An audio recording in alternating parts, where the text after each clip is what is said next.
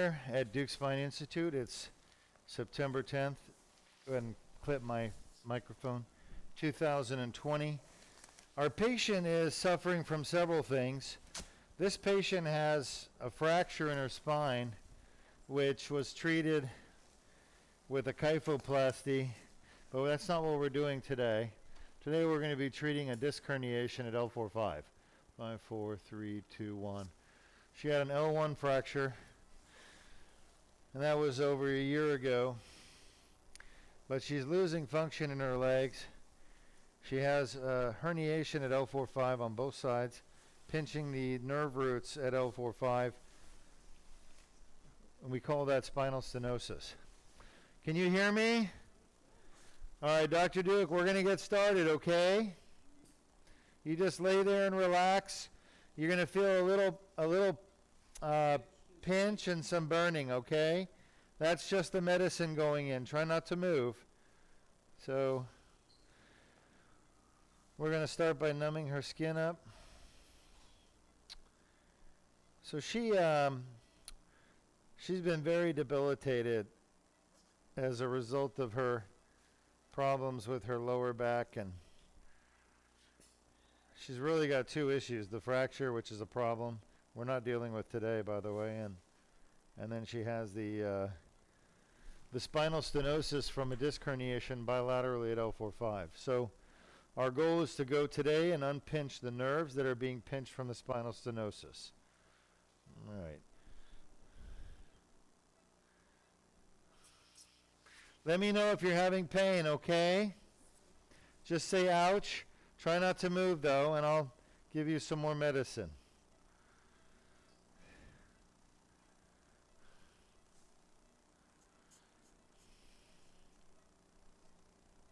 All right. So we're going to start by accessing the L4-5 disc space through the skin, through a transforaminal approach. Once we're there, we're going to bring a guide wire and a dilator. You're way off. It looks like we're heading in the right direction. Shot. Let's go to a lateral view.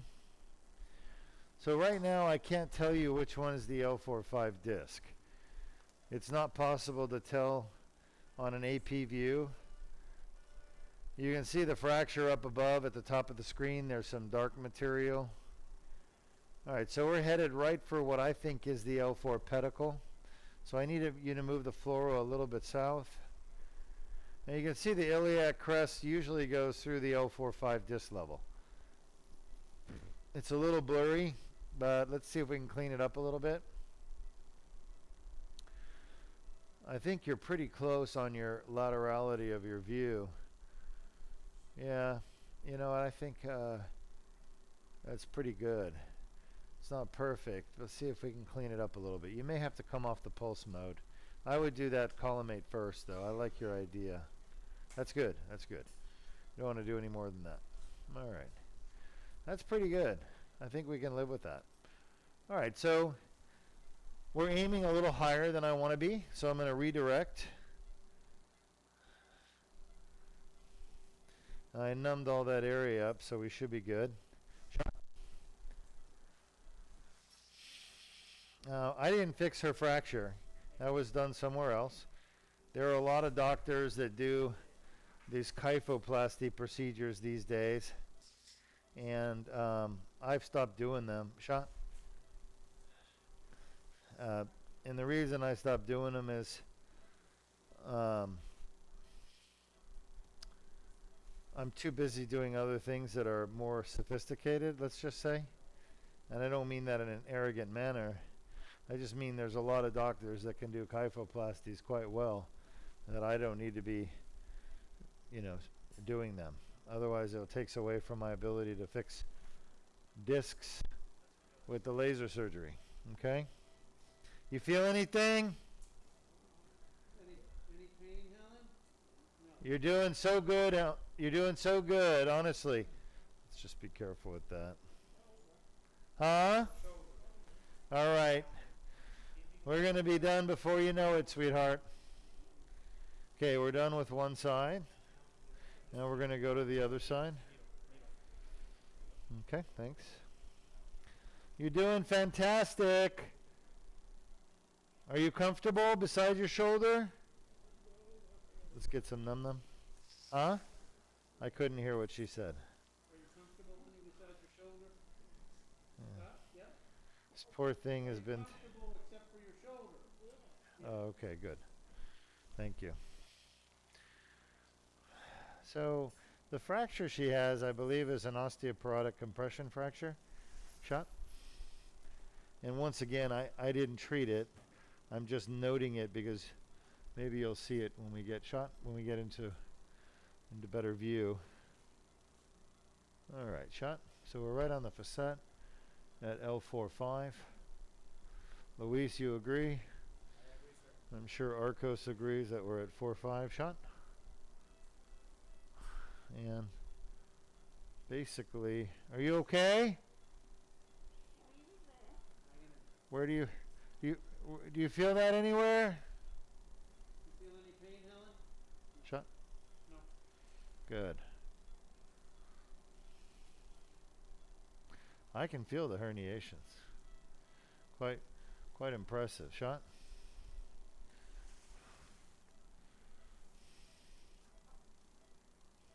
Yeah, definitely feel them. That's a good size one right there. It's kind of tight though. I'm not getting in. Shot.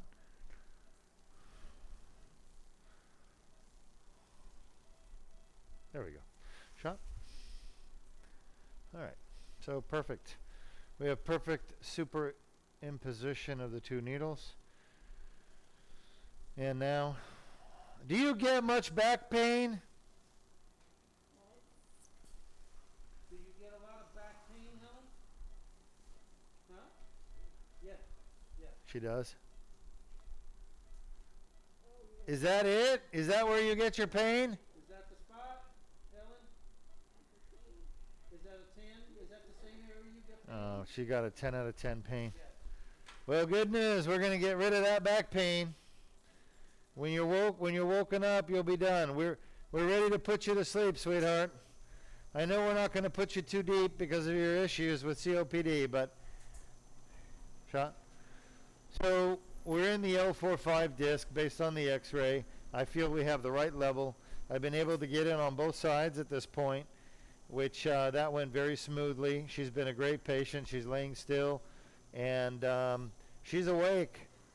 We're going to put her to sleep and keep her lightly asleep because she does have issues with her breathing, and putting somebody to sleep in the operating room can make their breathing issues worse. And you can, even worse than that, they get it stop breathing at all, and then you have a real problem. Shot. So we don't want to do that to her. We want to keep her comfortable, but we want to keep her just enough asleep so that she's kind of breathing on her own and protecting her own airway. Shot. All right, there's the guide wire. We're going to take the needle out on the left side, and then I'm going to head over to the right side when I'm done with this side. Now what you're watching here is a bilateral, meaning both side, Duke laser disc repair in a patient who's got leg symptoms on both sides. Normally people come in and they have a leg problem on one side or the other. They got left leg pain, right leg pain, but they don't usually have both. And for those people that have it on both sides, we really do need to treat both sides. Unless one side is real bad, the other side's very mild. But with her, she's getting weakness in both legs. If you look at the MRI, you can see the herniations at L45.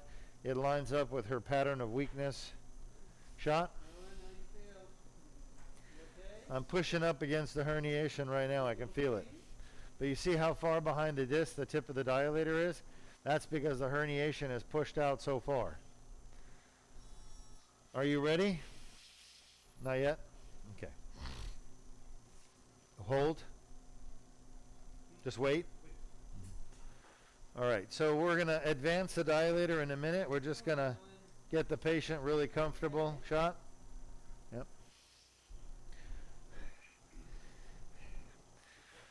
So there's really two things we're trying to treat with this surgery. One is back pain. The other is leg pain. Now let me simplify it. The leg symptoms, which could be pain, weakness, numbness, or tingling. The most common that people come in for surgery for is leg pain, sciatic pain down the leg.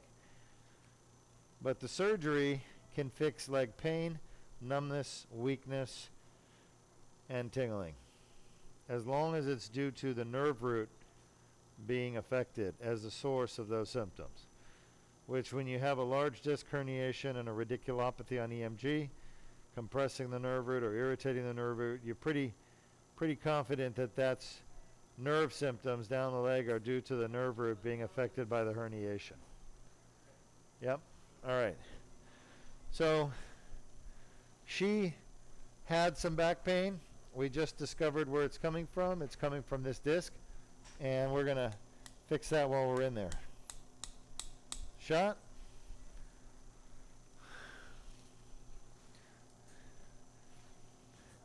The good news is with this surgery, shot, fixing the back and leg pain is really doing the same surgery. There's really nothing additional we need to do.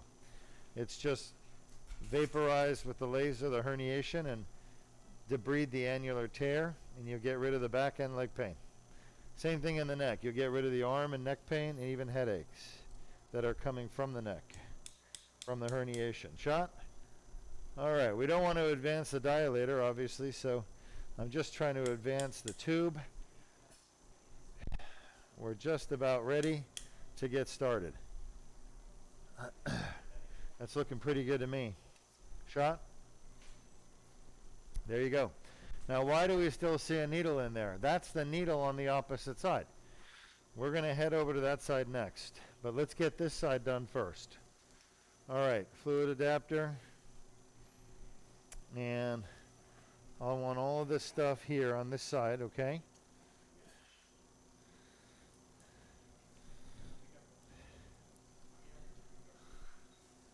Guys, when we move her, let's make sure she's a log roll, okay, guys? She's got that old fracture up there. I don't want to make that thing any worse than it is. And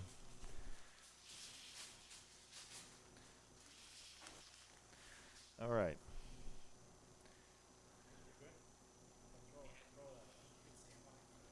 We're ready on the scope. Let's go in. All right. So I need it up there, guys. I need to see what I'm doing. There we go. All right, here we are. We're inside the L4-5 disc on the patient's left side. She's comfortably schnoozing. And we're inside the disc. And I'm using the grabbers to remove any fragments. And we're going to start moving our way out to the... What is this? Off to the side. Okay. So there's the part of the herniation laser.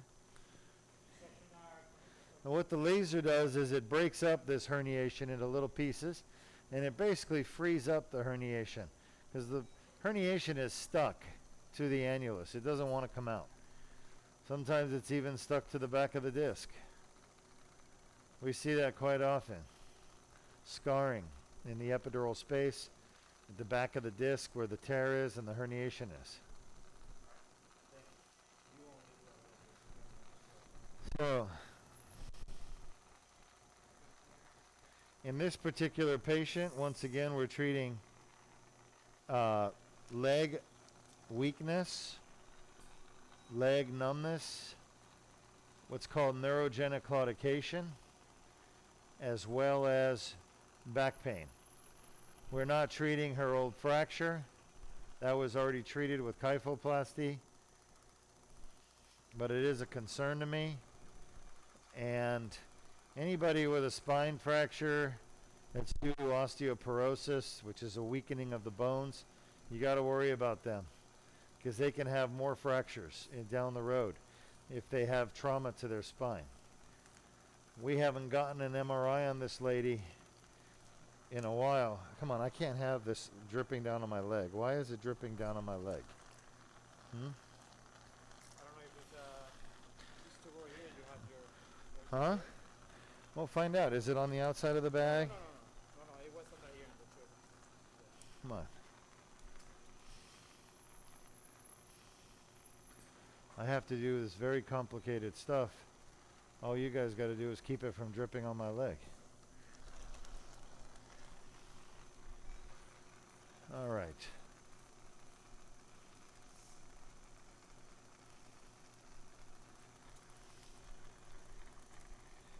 So, patients who have had fractures of their spine from weak bones, called osteoporosis, they tend to have more fractures over time until their osteoporosis is fixed.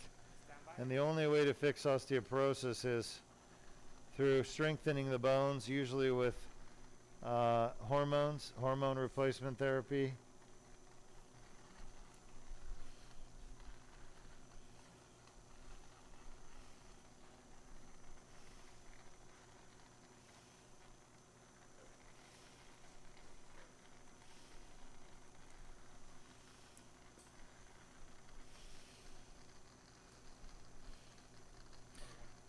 Okay, you got to hand me the right one. Okay, be responsible. What's that right there? Anybody know? Luis, what is that thing? It's shiny. Someone lose a silver dollar? That's the tip of the other needle in the disc that we put in on the opposite side. Okay? That's the needle. Pretty cool, huh? Remember, we put one in on each side.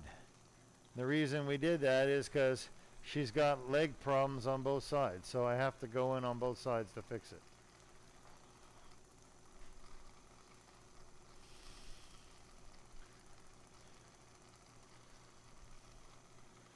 See that herniation right there? Look how smooth it is. Okay, I'm just going to zap it from here. Look at it wiggle and shake. I'm not even touching it with a laser. I'm just sending pulse waves, but it's still stuck down here somewhere. So, stand by. I'm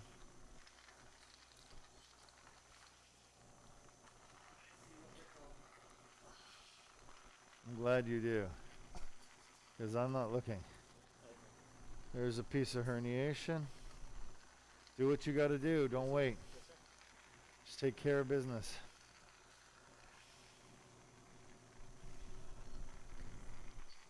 Okay. So this is the tear and the herniation right here.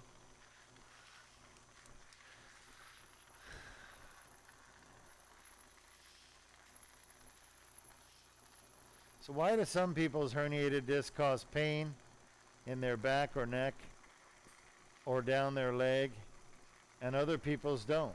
The reason is simple. Some people heal it on their own and other people don't. We have a question. Sure. One of our viewers is wondering, how can I responsibly manage my symptoms at home I'm without sorry. having to go... Again, we have the same situation. If you can raise your voice and slow your speech, I'll be able to hear the question. Okay. The viewer's asking, how can I responsibly manage my symptoms from home without going to the doctors? All right, so someone is saying, one of our viewers is asking, look, I've got pain, I believe, symptoms, they said, but I don't know what symptoms. How can I manage my symptom from home without going to the doctor? So some symptoms you're not going to be able to manage on your own. Herniated discs can cause pain in the back. They can cause pain down the leg. They can cause weakness. They can cause numbness. And they can cause tingling. Now, pain itself is not a life-threatening problem unless it's really, really bad. You know what I mean? Then it can raise your heart rate, your blood pressure, can make you go crazy. But the weakness, if you have weakness in your legs from your herniated disc, that's bad. You're not going to manage that on your own. That has to be done with surgery, okay? So it's kind of like there's a level or a place where you get with these herniations where they're not manageable by you. You're not going to ever be able to manage them. You're just going to end up having permanent nerve damage or spinal cord damage, and you're going to end up being paralyzed if you don't get it fixed. Okay? So some herniations require surgery and there's nothing else you can do to stop it. That's a piece of herniation, by the way. Pretty nice, huh? Other herniations just cause pain. All right? And if you have herniations in your back that just cause pain, then usually you can manage it on your own if you just take it easy, you don't bend, you don't twist, you don't lift anything, and you just restrict your activities. So there's really not much else you can do. You got to understand, the disc is a mechanical component of your body. It's a washer.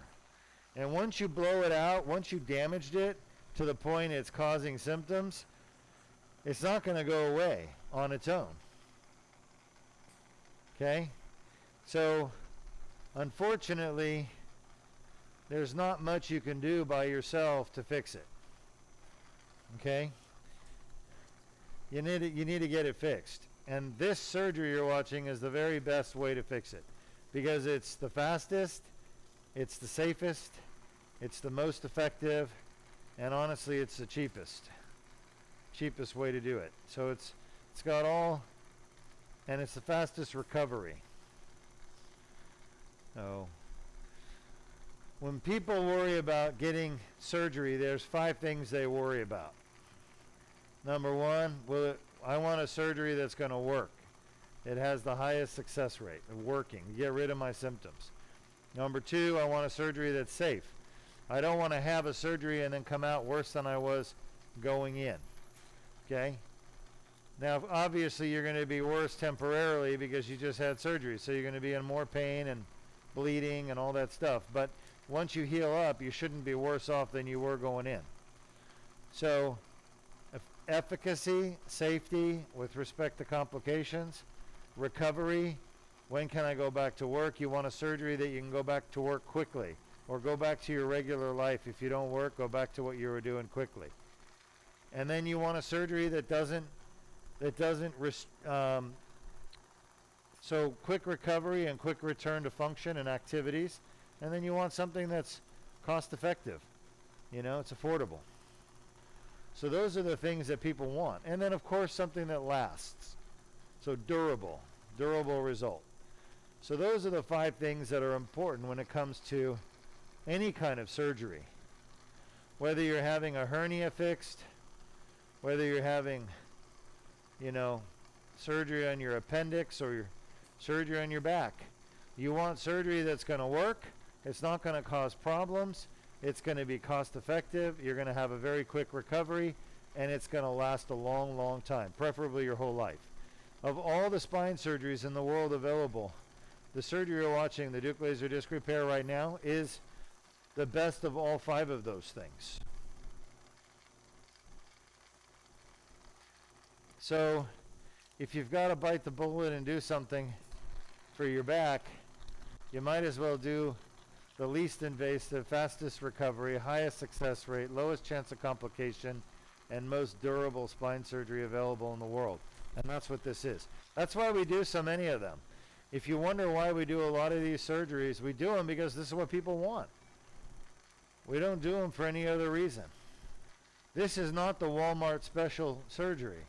This is not the cheapest surgery in the world. This is very cost-effective surgery, but it works, and that's why people come and get it done. Now remember, this lady I'm working on right now, she's got more than one problem. So let's talk about that for a moment, since we're talking. Why do I got so much air bubbles? Are you low on the bag or what? Okay. So let's talk about that, because it's very important in the educational process for me to teach you about the patients that come in with disc problems, like this patient. By the time most people get to us, they've had back pain for years. And unfortunately, that original problem, the herniated disc that's causing their back pain, that was the original problem. But by waiting for years to get it fixed, now they have new problems, okay? on top of the herniated disc. They're going to have Piriformis Syndrome, which is basically a muscle in your butt that can get torn.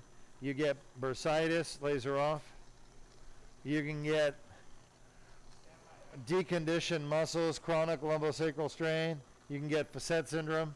So there's a lot of secondary problems that occur when you don't. Are you wiping these grabbers? When you don't, you didn't. Okay, you didn't. I can see this disc is still in there. There's a lot of secondary problems that occur when people don't get treated quick enough.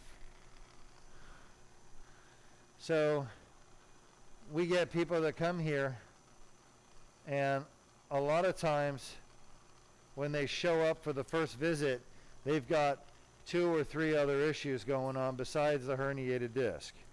They've got a hip pain, and they've got sacroiliac pain. They got something, 1 or 2 other things. So a lot of times we're going to do shots on those things, try to get them feeling better. And then sometimes we treat those things after the surgery, laser. But my message to you is this: if you have herniated discs and you're having pain, get it fixed sooner than later, because the longer you wait, the more other secondary causes of pain you develop, and those need to be treated as well. I really want to work on that right there. We have another question. Sure. One of our viewers is wondering, is there a time frame or signs to know when temporary nerve damage is about to become permanent nerve damage? Yeah, good question. So one of our viewers asked, Dr. Duke, how do we know when temporary nerve damage will become permanent? And the answer, drum roll, nobody knows. Impossible to tell. I couldn't even begin to tell you. But I will tell you this. There's one thing, and if you don't want to wait till you see this, it's called atrophy. And thank God most people don't come in with atrophy. It's really means late stage. Like really, you waited way too long to get fixed. Atrophy is when the muscles start to shrivel up. And you look at one side and you got nice muscles, and then the other side is like your bones are starting to show. Don't do that. Don't wait till the atrophy sets in. That's really almost impossible to fix. Now, I've had success fixing it. One of the guys I'm thinking of is an electrician. I won't tell you whose electrician he is, but he came to me and he had atrophy in his left arm, and he had horrible pain from his neck into his left arm, and he had it for months and was just hoping it'd go away. And I said, listen, you've got pretty severe pinched nerves in your neck. We did the laser surgery on him, 3 levels. 3 levels in his neck, 3 discs. And his pain went away, and his atrophy, this is like a year ago, is still there, but it's better. But his strength has completely come back, and his feeling has come back. So are there stories of success if you let it go to atrophy, of where the patients can still recover, function? Yes. But I will warn you, of all the patients I treat, the ones that have atrophy, the shriveling up of the muscles, the wasting of the muscle, those are the ones that they have the lowest chance of successfully recovering their nerve function. Okay, so, but to answer your question, there's no tricks, there's no thing you can really definitively hang your hat on that, oh yeah, now my nerve damage is going from temporary to permanent. There's no doctor in the world that will tell you that. But I can tell you right now, if you're getting atrophy, you pretty much got permanent nerve damage. So don't wait for that. Get it fixed sooner. Yes, yeah. All right, just about done. Let me see. That looks good. And the nerve, her nerve should be right there in the foramen. A little bit of fat around the nerve.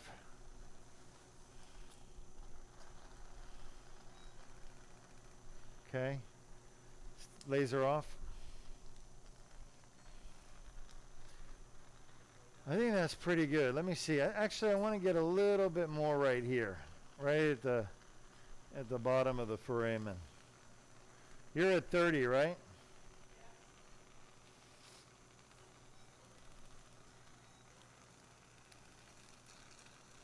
Good question, though. That's the first time I've heard that one. I like it. It's a good question. Very insightful. I just don't have an answer that you can rely on. There is no reliable way to tell to go from temporary to permanent nerve damage. But when you start getting symptoms like weakness, if you're dragging your foot, if you're having trouble making your legs work, that's bad. You never want to wait that long. I tell people who have pain, you can wait if you have pain. If that's all you've got is pain and you don't mind waiting, wait. But once you start getting weakness in your arm or leg, let me have that again. Then you're in trouble. Why am I having such a hard time? Is the irrigation good? It is. No, I don't think it's a cold issue. No, it just may be we have a lot of debris. It's entirely possible. All right, well, the herniation's gone.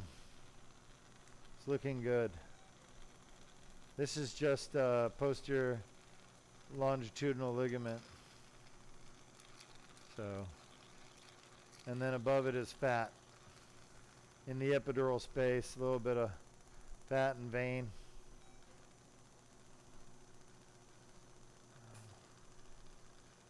It's the last bit of the herniation, kind of on the annulus right there.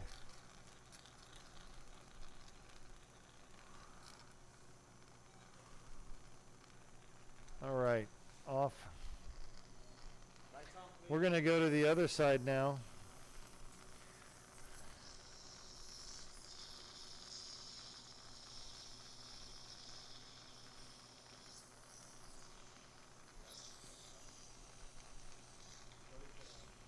What, is the suction weak? There we go. Yeah, it's just slow. All right, any other questions for me? None currently. We're done with one side. We're going to do the other side now, okay? I'm going to stay here probably. I'll try to do it from here.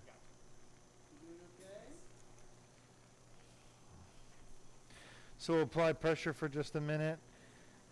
Meanwhile, let's turn off the scope, guys. Scope should be off. She okay? Let's get the guide wire.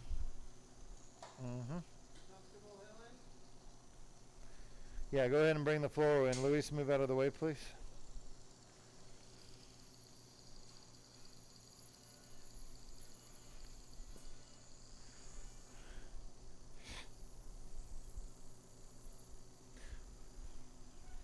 Is that us right there? Yeah? That's it? All right. So, go ahead, Luis. Right here. So we've done our, again, we've done our surgery on the one side. We're going to go to the other. Shot? Sure.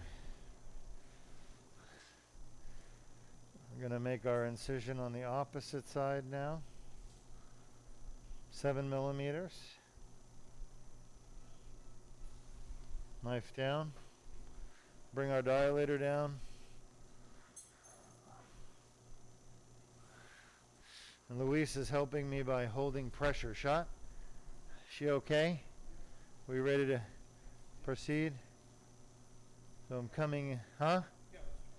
Coming in on the opposite side. Shot.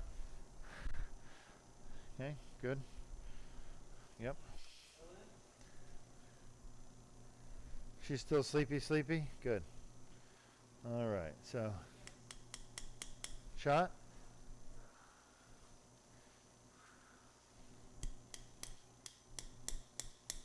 Shot. Take. Take this.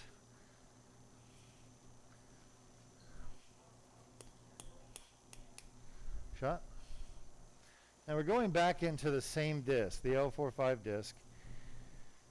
Remember, I use the inside-out technique. I start inside the disc and I work my way out. That's the safest way to do it, safest for the patient. Shot. Shot. Shot. That should be good.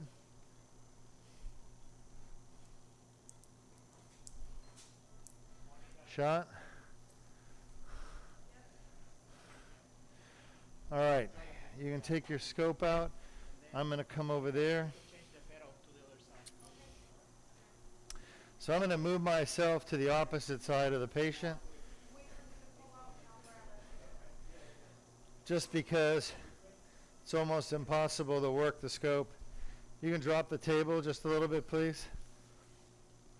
Maybe 2 or 3 inches. And I'm now on her opposite side. And Luis, you're welcome to close that whenever you want to. I like it by my right foot, please. That would be ideal. By my right foot.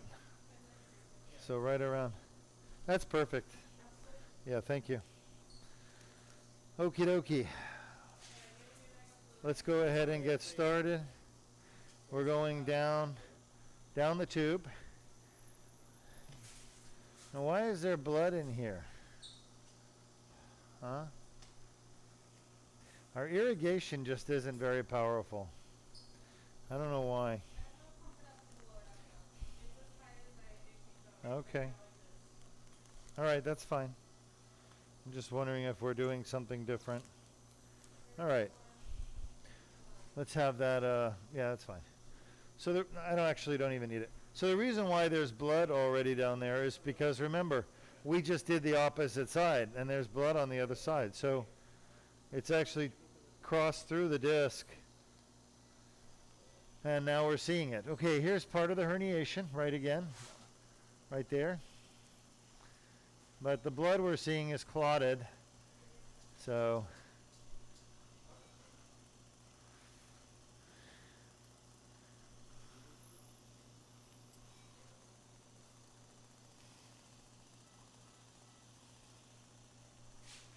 Again, this is you really need to know the anatomy. You need to know what you're doing pretty well, because sometimes your visibility is not going to be perfect. You're going to have limitations, and you have to know what you're doing. That's why it takes truly the knowledge of a surgeon to be able to do this kind of stuff.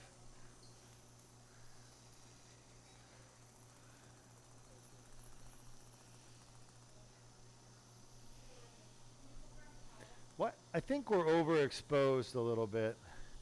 Just maybe take it down a click or two. There's the herniation, the interposed disc. Come on, Jordan. Should know where the brightness is. That's good. That's it. No more. Perfect. You're fine. No. No more. Not one more. No more. Thank you. All right. So at 12 o'clock is the herniation and the tear. Right in the center is like the tunnel down to the middle of the disc. Notice the middle of the disc isn't the problem. It's really... Let me have the grabber. Take this. Take this. Why? Because I touch the skin right now, closing this.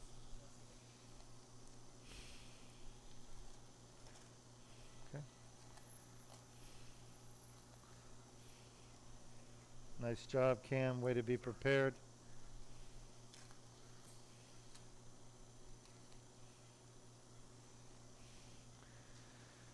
All these little things I'm taking out are just little fragments of herniation that are inside the disc. Remember, I shoved them back into the disc when I came through. That's yours. With the dilator. Yeah. Yeah, I see that. Just leave it there. Yeah. All right. Laser, please.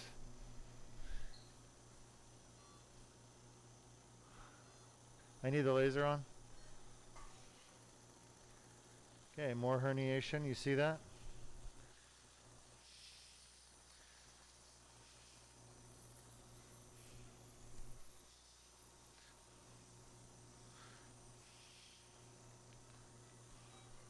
See the pink stuff?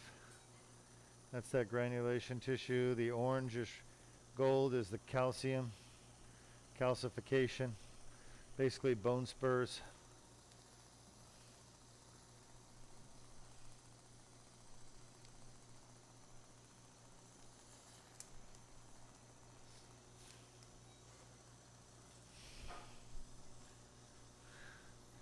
Oh, it's beautiful. Look at that. We're going to be done in about 10 minutes or less. 10 minutes or less.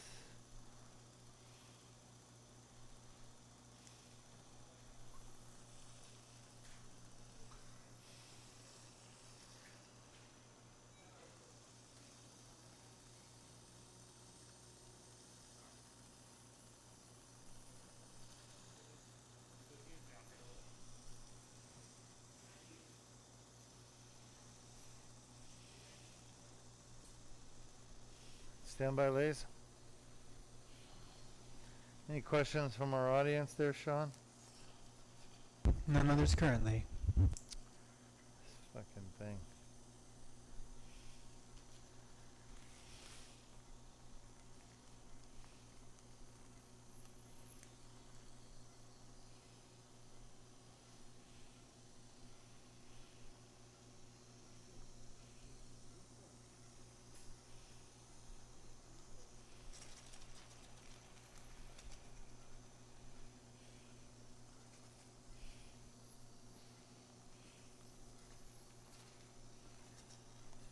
Really hoping I can just grab this thing and pull it out.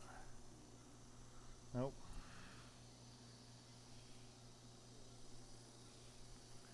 You want to turn your hand a little bit so you can accommodate the grabber better. Turn it down, down. Nope, down towards me. There you go. Okay? You got to think, how can I make the surgeon's job easier? That's all you think about. Right? Yes. Yes, please. All right. Because the more you make my job easier, the more I get to focus on the surgery, what I'm doing, rather than interfacing with you. Okay? The best scrub techs in the world are ones that literally the surgeon doesn't even have to talk to. They already know what needs to be done, and they do it perfectly. Now, you're obviously new, so I don't expect you to be there. It takes a long time to learn some of this stuff. But that's ultimately, if you want to be good at what you do as a scrub, you want to, as an assistant, you want to know, how can I do everything possible to give the surgeon the ability to do his or her job better, safer, faster.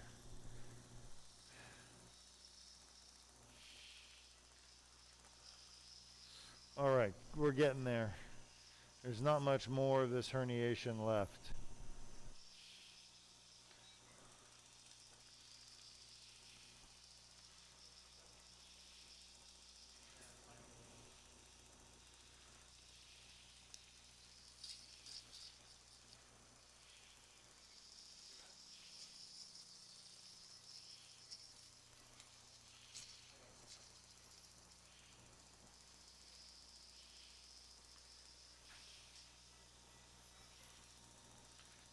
Remember, I got to be able to twist this fiber. Okay? Come this way. Right? Be careful with the hand here. So you don't want to tighten it. Leave it loose.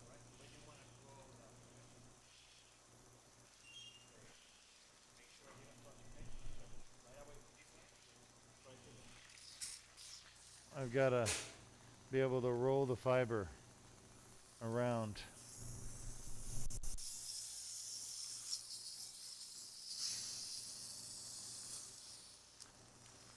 Five minutes or less. I've just got to figure out what I'm dealing with here.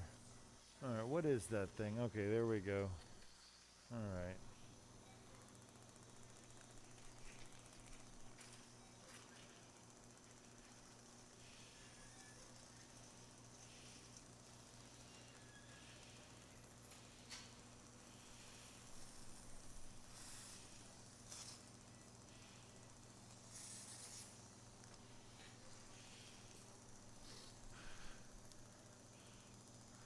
Yeah, and the visibility is impaired because of the blood in the water. The blood obviously coming from the operative field where I'm operating. And it's not much blood, but when you're microscoped in or endoscoped in real far, everything small, all the blood cells, just a little bit of it is going to be, it's going to be like fog, you know, blocking your view. So what I'm dealing with is like a red fog.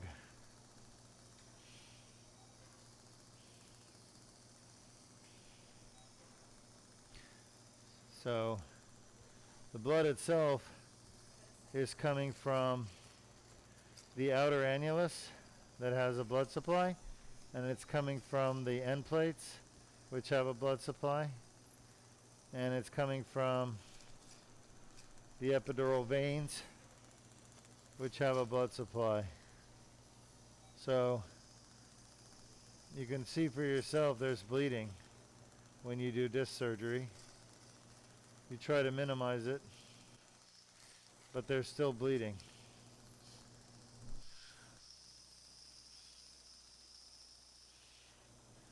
Okay. How's she doing? All right. Let's see what we got.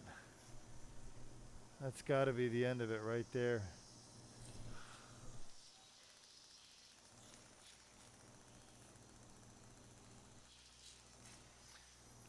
I can't roll it. There, it's a little better. Basically lasering right where the herniation is, the most superficial part of the herniation. And what you're seeing right there, those white fibers that are going from left to right, are the posterior longitudinal ligament. So clearly we've gotten through the disc herniation and now we're at the PLL. It's a good sign. It means we've pretty much cleared it.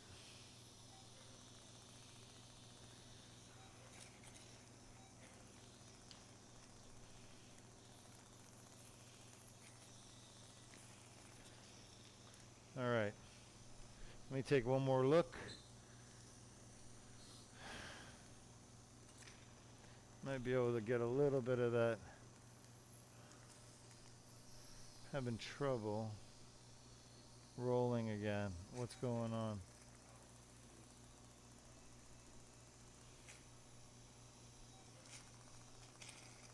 Okay. I think that's it. Lights on, please. And let's see. The nerve is going to be up here. Let's just take a look.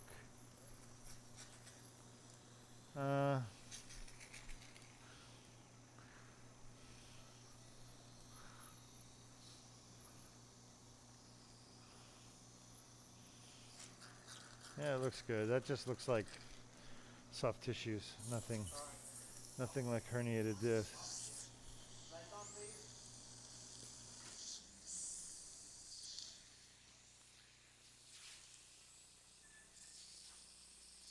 Scope off.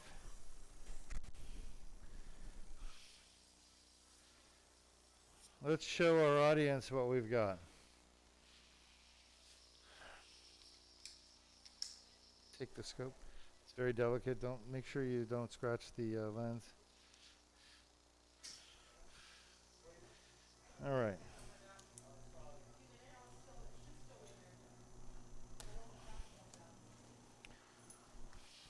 Okay, you ready, Sean?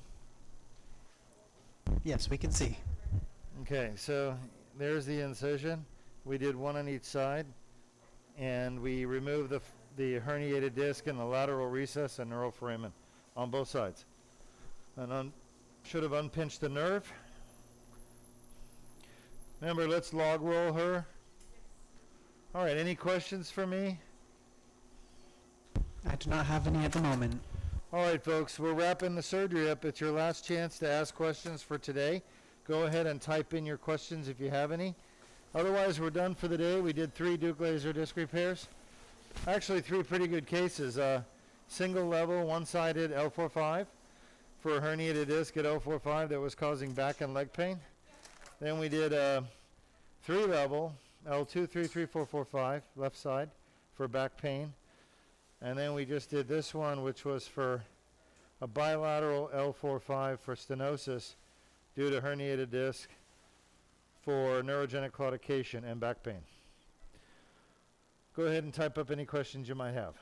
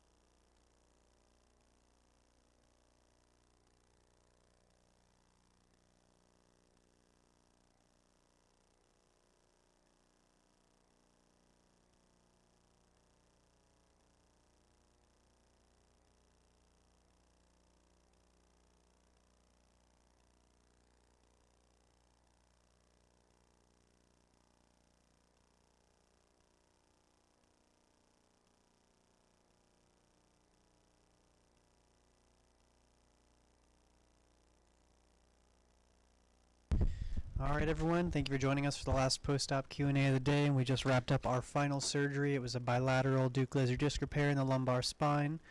We have a question currently coming in from one of our audience members. She shared her story with us. She said, I'm a nurse, and I just can't understand how my surgeon gave me a severe staph infection in my spine after my spinal fusion. It required another surgery to go back in and clear out the infection. How common is this? Well, hello, I'm Dr. Duke Majan. Nice to meet you. I'm sorry to hear that about your spine surgery and the infection. But the truth is that infections in the spine after spine surgery are not altogether uncommon. And obviously the reason you get an infection in the spine after spine surgery is because you're having an incision made in your skin and you're basically opening up your spine to the outside world where there are bacteria. Now, how did you get that infection? That's a great question. And the God's honest truth is nobody will be able to tell you for sure. But I can tell you that there are two types of infections, okay? One is superficial, the other is deep. It sounds like you had a deep infection. I don't know that, but it sounds like you had a deep infection. A superficial infection is like a cellulitis, where just your skin's involved. But a deep infection means that the bacteria are growing, the staph bacteria were growing in large numbers within your body, inside that wound, right around your fusion, around your hardware. It's a very dangerous situation. Spinal infections after spine surgery are very significant and dangerous. It's one of the reasons why we need to move away from fusion surgeries, because fusion surgeries always involve implanting a foreign body into the spine. The foreign body is the metal or plastic, in many cases both metal and plastic. So those foreign bodies, the metal and plastic, don't have a blood supply. Our bodies are very good at fighting bacteria infections as long as our blood supply can reach the part of the body that has the infection. Now, bacteria have a special defense mechanism, and that is they can create a wall around themselves to shield their growth and protect their colony from the immune system and from the inflammatory system. So your body has two natural systems used to battle bacteria that are growing inside your body. One is the inflammatory system, the other is the immunological system. And bacteria are able to get your body basically to create a wall or barricade around the infection. And when they do that, it's called an abscess. An abscess is a walled off pus cavity. In the center of that cavity is bacteria growing like crazy, all right? Abscesses are bad. When you have an abscess after a spinal surgery, it usually takes 2 weeks minimum to get an abscess, and that abscess is going to need to be drained. And the way you drain it is with surgery. So the surgeon has to go back in and basically cut through the wall of the abscess, drain the pus out, and then try to kill as many bacteria while they're in there as they can by using hydrogen peroxide or using like iodine-based solutions such as betadine. And then I'm trying to think of the best way to say this, but basically there's no standard one way that every spine surgeon treats a spinal infection. Everyone does it a little bit differently. But why did you get a spinal infection? Answer, we don't know. Nobody will be able to tell you. What caused your spinal infection? Staph. Okay? How did it get there? We don't know. Did the surgeon put it there? No. The surgeon didn't put it there. The most common reason why patients get a deep spinal infection after a fusion is the implants themselves were not sterilely processed properly, or they were contaminated.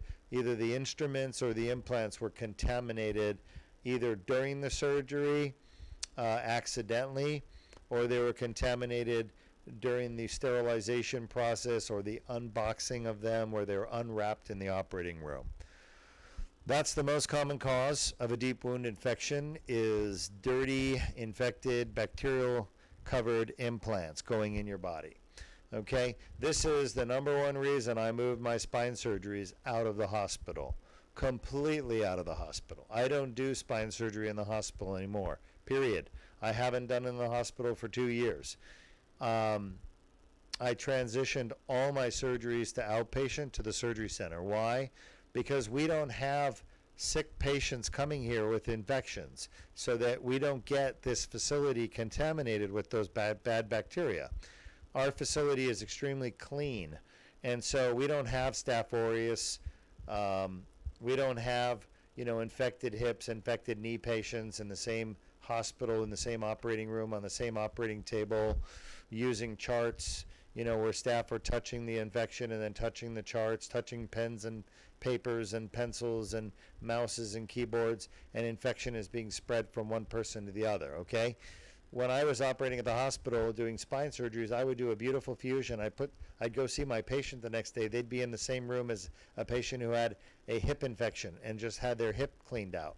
And so they're literally 3 feet apart from each other.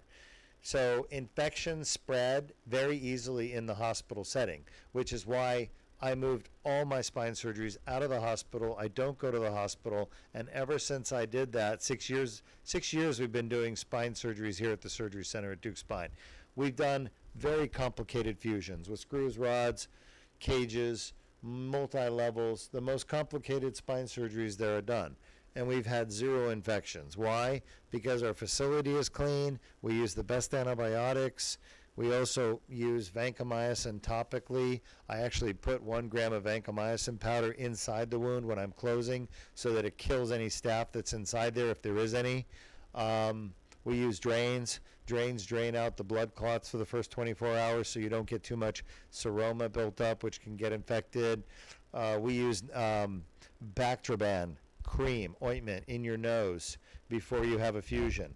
Basically, Bactroban kills Staph aureus that's colonized your nasopharynx of the patient.